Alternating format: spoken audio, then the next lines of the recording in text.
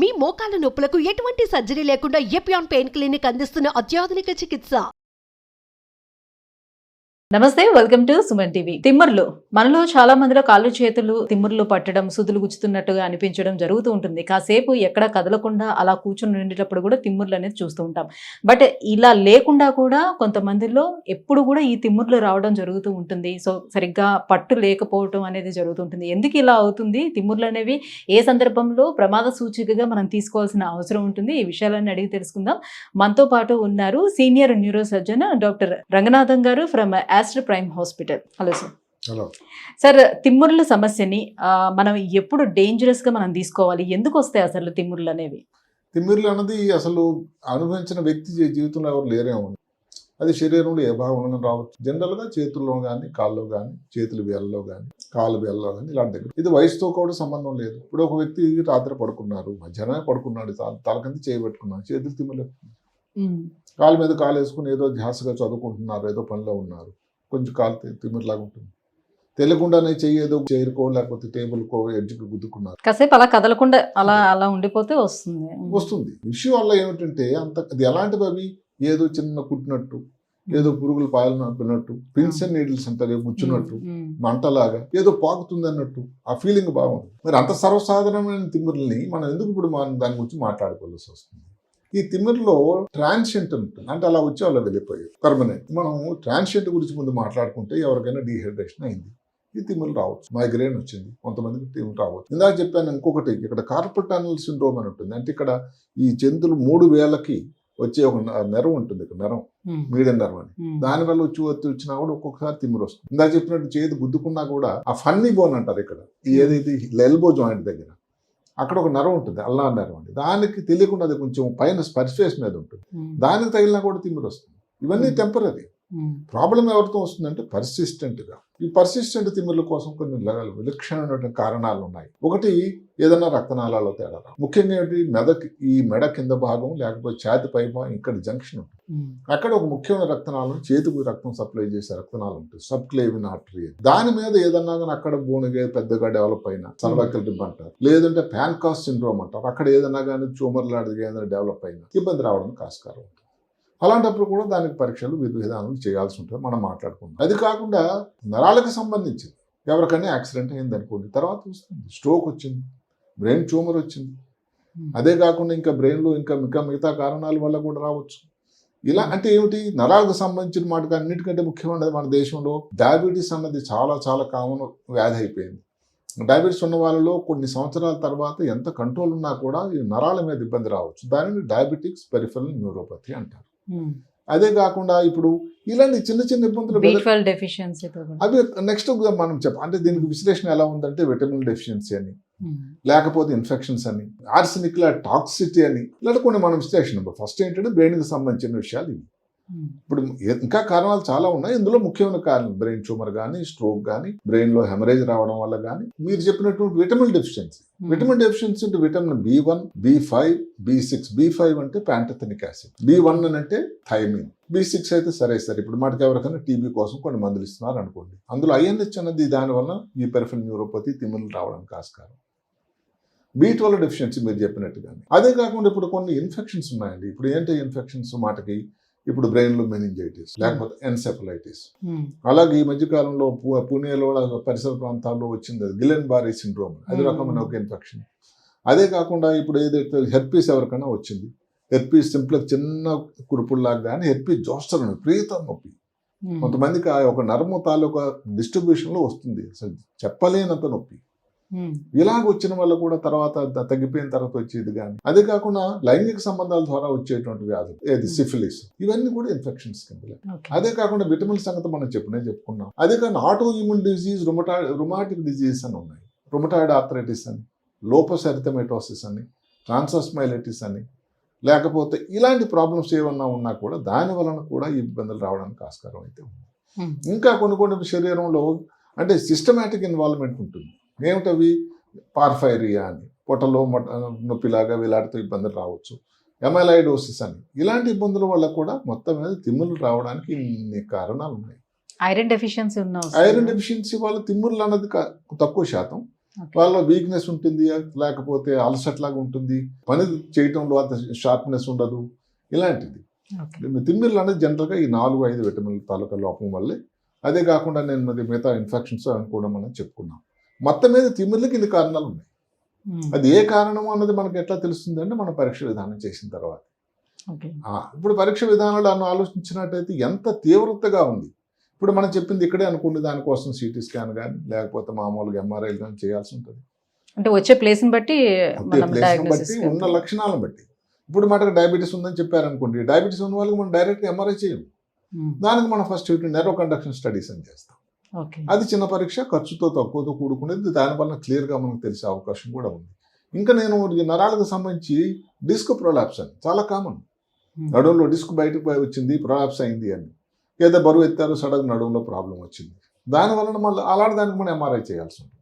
అదే కాకుండా స్పైనల్ కెనాస్టినస్ అంటే నరాలు ఈ వెన్నుపాము నుంచి బయటకు వచ్చేటువంటి ఆ స్పేస్ ఏదైతే ఉందో అది సన్నంగా అయిపోవడం వల్ల నరాల మీద ఒత్తిడి ఉంటుంది, స్పైనల్ కెనాస్టినస్ అంటారు.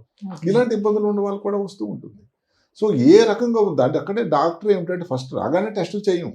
ఫస్ట్ ఏమిటి ఇబ్బంది, ఎక్కడ ఉంది, ఏ ప్రాంతం ఉంది, ఎన్నాళ్ళ నుంచి ఉంది, షుగర్ ఉందా లేదా, ఇంకా లేదా మిగతా ఇంకా అలవాట్లు ఏమైనా ఉన్నాయి, ఇంకేదన్నా కానీ ఇబ్బంది కాలం, ఈ మధ్యన యాక్సిడెంట్ అయిందా, ట్యూమర్ ఏమైనా ఆపరేషన్ అయిందా, స్ట్రోక్ వచ్చిందా, ఇలాంటి విషయాలు. అది ఏ డిస్ట్రిబ్యూషన్లో ఏ ప్రాంతంలో ఉంది, ఇలాంటివన్నీ కూడా. ఇప్పుడు ఏదైతే కార్పల్ టనల్ సిండ్రోమ్ అని ఇక్కడ చెప్పుకున్న నరం మీద, అలాగే క్యూబిటల్ టనల్ సిండ్రోమ్ అని ఇక్కడ వస్తుంది ఒకటి, అంటే ఇక్కడ నరం మీద ఒత్తిడి రావడం.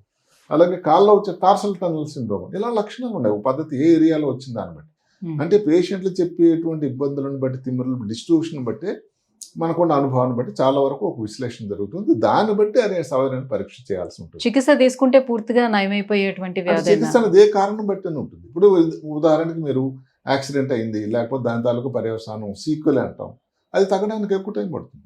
ట్యూమర్ అనుకోండి, ఆపరేషన్ అయింది, దాని టైం పడుతుంది. స్ట్రోక్ వచ్చింది, దాని టైం పడుతుంది. విటమిన్ డెఫిషియన్సీ అనుకోండి, ఇప్పుడు B1 వచ్చింది, B1 కోసం ఏదైనా మనం ఇవి B1 ఉండేటువంటి విటమిన్ ఇంజెక్షన్స్ కానీ లేకపోతే భోజన పదార్థాలను తీసుకుంటే దానివల్ల బాగా ఉండడానికి ఆస్కారం. B12 డెఫిషియన్సీ వల్ల కూడా అది పెద్ద టెక్నికల్లీ సింపుల్ కాదు, ఫుడ్ని అసలు తీసుకుంటే సరిపోతూ ఉంటుంది. ఆటో ఇమ్యూన్ డిసీజ్ అనుకున్నారు, రొమటాయిడ్ ఆర్థరైటిస్ అని, లోపస్ అని, ఇవన్నీ కొన్ని పరీక్షలు, దానికి కొంచెం స్పెషల్ మందులు ఇచ్చే అవసరం కూడా ఉంటుంది. ఏమైనా సర్జరీలకు వెళ్ళే ఉంటుందా? ఇప్పుడు డైరెక్ట్ డిస్క్ అనుకోండి, నడులో వచ్చింది డిస్క్ ప్రొలాప్స్, చాలా తిమ్మిడి ఉంది, చాలా విపరీతం పెయిన్ ఉంది, కాలు వీక్ అయిపోయింది, నడవడానికి ప్రాబ్లం అవుతుంది, కాలు సన్నంగా అయిపోతుంది, మూత్రం కంట్రోల్ లేదు, అలాంటప్పుడు ఆపరేషన్ తప్పదు. అంటే ఒక్క తిమ్మిరి అనేదే లక్షణం కాకుండా మిగతా ఇబ్బందులు ఏదైనా ఉన్నా. అదే కాకుండా ఇప్పుడు ఇందాక చెప్పుకున్నాను కార్పల్ టనల్ సిండ్రోమ్, ముందు మందులు ఇచ్చి రెస్ట్ ఇచ్చి అవన్నీ చేసిన తర్వాత లాభం లేకపోతే ఒక చిన్న ఇక్కడే చిన్న ఆపరేషన్ చేస్తాం, చాలా చిన్నది, అసలు ఉదయం అడ్మిట్ అయిపోయి సాయంకాలం ఇంటికి వెళ్ళిపోవచ్చినటువంటి విషయం, బ్రహ్మాండమైన ఫలితాలు ఉంటాయి. అలాగే ఇక్కడ ఈ నరం అన్నది కాలక్రమేణా ఏదన్నో కారణాల వల్ల ఇక్కడ ఉండే నరం, దాని పేరేంటంటే అల్నార్ నెర్వ్ అంటాం. అక్కడ బోన్ ప్రొటెక్షన్ అనేది చిన్నగా ఉంటుంది, తక్కువ ఉంటుంది, సర్ఫేస్ నెర్వ్ అది దెబ్బ తగులుతూనే ఉంటుంది. దానివల్ల వచ్చినప్పుడు ఏమిటంటే ఉంది అనుకుంటాం, దానికి మనం ఉన్న నరాన్ని ఉన్న ప్లేస్ని ట్రాన్స్పోజిషన్ అంటాం, కొత్త ప్లేస్కి మారిస్తే దానివల్ల కూడా ఇబ్బంది. ఇంకోటి ఏమిటంటే నేను చెప్పిన టాక్సిక్ అండి. ఇప్పుడు ఎవరికైనా కీమోథెరపీ ఇస్తున్నారు, కీమోథెరపీ ఇస్తూ కూడా రావచ్చు ఏది తిమ్మిర్లు, ఆర్సెనిక్, మెర్కురీ, లెడ్, ఇప్పుడు మాటకి పెన్సిల్స్ ఇలా తయారు చేసేటువంటి కంపెనీస్ ఉన్నాయి, అక్కడ పనిచేసే వాళ్ళకి, లేకపోతే ఈ రేడియేషన్ ఇచ్చే వాళ్ళకి తిమ్మిర్లు వస్తాయి. అంటే మనం అక్కడ ఏమిటి ఆ కీమోథెరపీ ఇచ్చినట్టు కీమోథెరపీ మందులు ఆపడం కానీ, మీరు అన్నారు ఏ కారణం, ఏ కారణాలు వస్తుంది దాన్ని బట్టి. ఈ మధ్య కాలంలో ఎప్పటి నుంచి మామూలుగా తిమ్మిర్లో వచ్చేటప్పుడు మనకి అక్కడ అంతా నమ్నస్ ఉంటుంది, తెలియదు కదా ఏమి. సో ఇలాంటి వాళ్ళకి ఏదైనా తిమ్మిర్లు వచ్చేటప్పుడు పెయిన్ అలాంటిది ఏమైనా ఉంటుందా? వాళ్ళకి పెయిన్ లో ఒక రకం తిమ్మిర్లు డిసెస్థిసియా అంటారు. ఏమిటంటే అది అసలు చెప్పలేనంత నొప్పి, అది అందరూ లాంగ్ టర్మ్, అది ఏదో చేసేసినట్టు బాగాలేదు, అసలు వాళ్ళ సెన్సేషన్ బాగుండదు, అసలు బాగాలేదండి నాకు ఇబ్బంది అన్నట్టు. అట్లాగే ఇబ్బంది ఉండేటట్టయితే మనం అందుకనే లక్షణాలు, దానికి మనం పరీక్షా విధానం, ఆ తర్వాత ఎక్కడ టెస్టులు అని. ఇప్పుడు వచ్చిన వాళ్ళందరికీ ఎంఆర్ఐ చేయడం న్యాయం కాదు కదా. అదేగా ఇప్పుడు మాటకి ఇప్పుడు ఇంతమంది చెప్పుకున్న ఆర్సెనిక్ అని, దానికి బ్లడ్ టెస్టులు ఉంటాయి. ఆర్సెనిక్లో ఉండాల్సిన ప్రమాణం కన్నా ఎక్కువ ఉందా, ఈ మధ్యకాలంలో భూగర్భ జలాల్లో కూడా ఆర్సెనిక్ తాలూకు ప్రమాణం కన్నా మించి ఉందని కొన్ని దగ్గరలో పరీక్షా విధానాలు వచ్చాయి. లెడ్, మెర్కురీ, అలాగే ఇప్పుడు వాళ్ళకి ఎవరికైనా కీమోథెరపీ వాడారు, ఆ డాక్టర్లకి సంప్రదించి మళ్ళీ ఆ మందులు ఆపేసి ఇంకా వేరే మందులు లేకపోతే కొంత బ్రేక్ ఇవ్వడం, రేడియేషన్ ఇచ్చిన దానివల్ల దాని పర్యవసానం ఎంత ఉంటుంది. ఇట్లా పరీక్షా విధానం చూసుకున్నట్టయితే ఒకటి నెర్వ్ కండక్షన్ స్టడీస్ అని, EMG ఎలక్ట్రోమయోగ్రామ్, ఎందుకంటే దానికి నరాలు ఎక్కడికి వెళ్ళేది కండరాలు, దాని ప్రభావం కండరాల మీద ఉంటుంది. ఎలక్ట్రోమయోగ్రామ్ అంటే కండరాల కోసం చేసేటువంటి పరీక్ష, లేకపోతే ఎంఆర్ఐ అని కానీ. ఈ మధ్య కాలంలో కొంత సింపుల్గా కాస్ట్ తక్కువతో కూడుకున్నది అల్ట్రాసౌండ్ పరీక్ష. ఏదైతే పొట్టలో చేస్తారో అలాగే నరాలకు దగ్గరగా ఉండే చిన్న చిన్న వాటికి, చిన్న చోట్లకి ఈ అల్ట్రాసౌండ్ చేయడం కూడా జరుగుతుంది. ట్రీట్మెంట్ అన్నది ఏమిటంటే జనరల్గా ముందు నొప్పి కోసం ఏదైనా మందులు ఇవ్వడం కానీ, లేకపోతే ఈ మధ్యకాలం అందరికి ఇస్తున్నాం ప్రిగాబులిన్ అని కానీ, ఇప్పుడు ఆటో ఇమ్యూన్ డిజిలాట్ అందుకు స్టెరాయిడ్ లాంటిది ఇవ్వడం కానీ, లేకపోతే మనం చెప్పుకున్నటువంటి గిలెన్ బారే సిండ్రోమ్ అప్పుడు ఇమ్యూనోగ్లోబులిన్స్ అని కానీ. అంటే అక్కడ ఏమిటి కారణం అన్న దాన్ని బట్టి ఏ వైద్య విధానం ఉంది. దీనికి ప్రివెన్షన్ అంటే కావాల్సింది ఇప్పుడు మాట కొన్ని ప్రివెన్షన్స్ ఉన్నాయి. ఇప్పుడు నేను చెప్పిన కార్పొటల్ సిండ్రోమ్ అందరికి రాదు, ప్రెగ్నెన్సీ టైంలో చాలా కామన్, ఎక్కువ మందికి స్త్రీలకి థైరాయిడ్ ప్రాబ్లం ఉన్న వాళ్ళకి వస్తుంది. కొన్ని యాంటీబయాటిక్స్ వాడడం వల్ల కూడా వస్తుంది, ముఖ్యంగా టెట్రాసైక్లిన్, క్లోరోఫిన్కాల్. అవన్నీ కొంచెం ఉన్న దాన్ని బట్టి మనం కొన్ని లక్షణాలను బట్టి దానికి ఏం చేయాలి. ఉదాహరణకి మనకు థైరాయిడ్ అనుకోండి, థైరాయిడ్ లోపం ఉంది, దానికి సరైన కంట్రోల్ లేకపోతే వస్తుంది. దానికి సింపుల్ కదండి, ఏం పరీక్ష సర్జరీ అవసరం లేదు. ప్రెగ్నెన్సీలో ఏం జరుగుతుందంటే ప్రెగ్నెన్సీ సమయంలో నొప్పి ఉంటుంది, తిమ్ముర్లు ఉంటాయి. తర్వాత ప్రెగ్నెన్సీ అయిపోయి డెలివరీ అయిపోయిన తర్వాత లేడీ సంతోషంగా ఉంటుంది, తిమ్ముర్లే మర్చిపోతుంది, నిజంగా తిమ్ముర్లు కూడా తగ్గిపోతాయి. ఇట్లా కొన్ని దానంతర అదే సెటిల్ అయిపోయే విషయాలు కూడా ఉన్నాయి. అందువల్ల వైద్యం అన్నది కొంతవరకు ముందు రెస్ట్ ఇచ్చి, ఇప్పుడు మాట కార్పొటల్ సిండ్రోమ్ వాళ్ళకు కూడా రాగానే ఆపరేట్ చేయం. కొంతమందికి బ్రేస్ ఉంటుంది, ఇట్లా చేయి పెట్టుకొని ఉండేటట్టు దాని నొప్పి తగ్గుతుంది, రాత్రి కూడా నొప్పి తగ్గుతుంది, కంఫర్టబుల్గా ఉంటారు.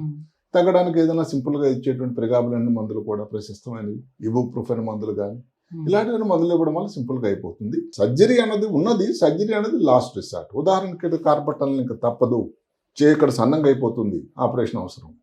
ఇక్కడ కూడా ఈ వేలు పనిచేయటం లేదు, 2 ఇలా అయిపోయినాయి, ఆపరేషన్ అవసరం. డిస్క్ ఇందాక చెప్పుకున్నాం, కాలు వీక్ అయిపోయింది, నడవలేకపోతున్నాడు, పాదం ఫుడ్ డ్రాప్ వచ్చింది, ఆపరేషన్ అవసరం. ఇలాగ కొన్ని ముఖ్యమైన నిర్దిష్టమైన సమయాల్లో అవసరాన్ని బట్టి ఆపరేషన్ కూడా, శస్త్రచికిత్స కూడా ఉంది. అది తిమ్మిర్లు ఎంత పర్మనెంట్గా ఉంది, ఎంత ఇబ్బంది పడుతుంది, ఒక్క తిమ్మిర్లే కాకుండా దాని నుంచి మిగతా లక్షణాలు ఏమన్నా ఉన్నాయా లేదా అన్న దాన్ని బట్టి దానికి మన వైద్యం అవసరం పడుతుంది. చాలా తక్కువ మందికి ఏమిటంటే కీమోథెరపీ. ఇప్పుడు మాట కింది క్యాన్సర్ హాస్పిటల్స్ ఉన్నాయి. క్యాన్సర్ హాస్పిటల్ ఇచ్చేది ఏమిటి, శస్త్రచికిత్స, మెడికల్ ఆంకాలజీ వస్తే ఏదో కీమోథెరపీ, రేడియేషన్ ఆంకాలజీ. ఈ రెండింటి వల్ల కూడా తిమ్ముర్లు వచ్చే అవకాశం ఉంది. కాబట్టి అక్కడ పేషెంట్లు వెళ్ళే వాళ్ళకి చాలా ఎక్కువ శాతం ప్రాబ్లం ఉంటుంది. సో దానికి వాళ్ళ డాక్టర్ సంప్రదించి ఆ మందులు ఏదైనా కొన్ని రకాల మందుల వల్ల తిమ్మిర్లు ఎక్కువ రావడానికి అవకాశం ఉంటుంది అని ఉంటుంది శాస్త్రం. దానికి ప్రత్యామ్నాయం ఏదైనా ఆలోచించాల్సిన అవసరం. అదే టైంలో కొంచెం ఇవ్వాల్సినటువంటి విటమిన్ లేదన్నా కానీ ఇచ్చిన విటమిన్ లోపించడం కూడా ఉండొచ్చు, అప్పుడు తగ్గడానికి ఆస్కారం. Right sir, thank you so much. So ఈ కాసెస్ అన్ని కూడా తెలియజేసినందుకు థ్యాంక్ యూ. రైట్.